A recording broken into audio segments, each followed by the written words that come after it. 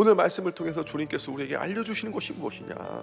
바로 이 세상은 나의 집이 아님을 기억하라는 거예요. 제가 이 세상은 나의 집이 아님을 기억하십시오 라고 말을 했지만 정말 말하고 싶었던 것은 그 다음 문장입니다. 뭐냐면 이 세상을 떠나고 난 뒤에는 반드시 한 사람의 예외도 없이 어떤 사람은 천국에 가고 어떤 사람은 지옥에 간다라는 거예요.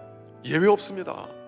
더불어서 오늘 말씀을 보면 주님께서 천국과 지옥에 대한 또한 중요한 메시지를 주십니다. 그것이 뭐냐면 천국과 지옥에는요 중간 단계는 없다라는 거예요.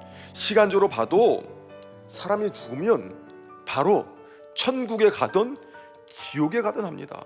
나사로가 죽으니까 바로 천사가 그의 영혼을 붙들려 올려서 천국으로 이끌었어요.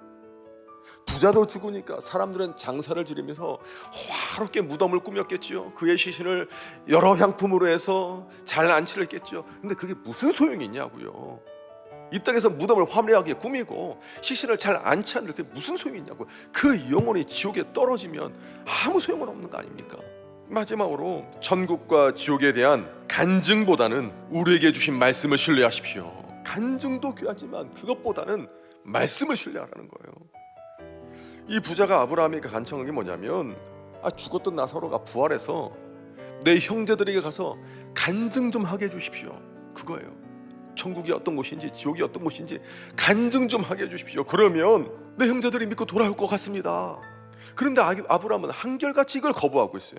물론 우리가 신앙생활하면서 간증하는 건 정말 중요합니다. 저는 우리 성도님들이 우리 삶에 경험한 많은 은혜들에 대해서 하나님을 자랑하고 간증하기를 원합니다. 그런데 분명한 것은 간증이 결코 말씀보다 앞서지 못한다라는 사실입니다. 주님께서 우리에게 그 천국에 대한 메시지를 오늘 주시는 거예요. 위로를 받으며 괴로움에 대한 보상을 받으며 하나님의 사랑을 누리는 곳, 바로 그것이 우리를 위하여 예배로진 천국입니다. 말씀을 정리하겠습니다. 사랑하는 성도 여러분, 그러니까 우리가 이 땅에 살아가면서 주님께서 우리에게 알려주신 이 천국과 지옥에 대한 메시지를 우리가 기억해야 돼요. 지금 시대가 어느 시대냐고 천국을 말하고 지옥을 말하냐? 아니요. 시대가 어느 시대가 되었든 천국과 지옥은 분명히 존재합니다. 한 사람도 예외 없이 누군가는 또 다른 세계, 누군가는 그 세계에서 기쁨을 누리고 또 어떤 사람은 괴로움을 느낍니다. 중간 단계 없습니다.